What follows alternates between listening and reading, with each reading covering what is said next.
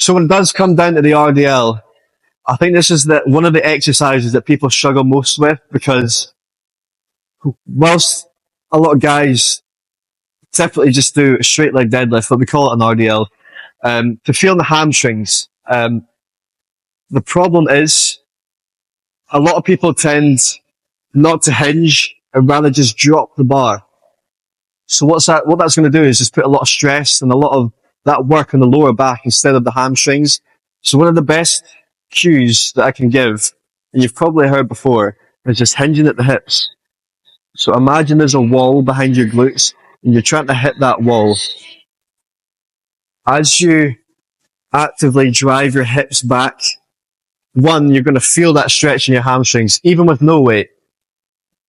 What that's going to do is then help engage the hamstrings before you even initiate the lift. And then as a byproduct of you shooting your hips back, the bar is then going to lower anyway. So you don't need to do this. You initiate the lift by first shooting the hips back until you can't shoot them back any further. Then you can lower slightly. And then you don't need to extend any further down than that you need to. Once you don't feel the stretch in your hamstring anymore, you can stop. There's no need to go extremely low, and there's no need to hyperextend at the top either. So what it looks like really is having a stance around hip width, long upper body, so chest proud, and your scapula back and retracted. Engage the lats, and then from there just shoot the hips back. Keeping that bar tight into the body for that stretch the entire time. And lower to just below the knees and drive through. And this movement down is going to help out a massive amount, because a lot of people tend to just rush it.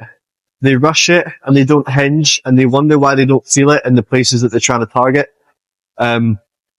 This movement is a whole posterior exercise, so trying to isolate it in just the hamstrings isn't always going to work. You're not always going to feel it in just your hamstrings. It's a whole posterior movement. The whole back of your body's working, back, glutes, hamstrings. But if you're not feeling it in your hamstrings at all, try that. If you're still struggling, send me a message and I'll help you out.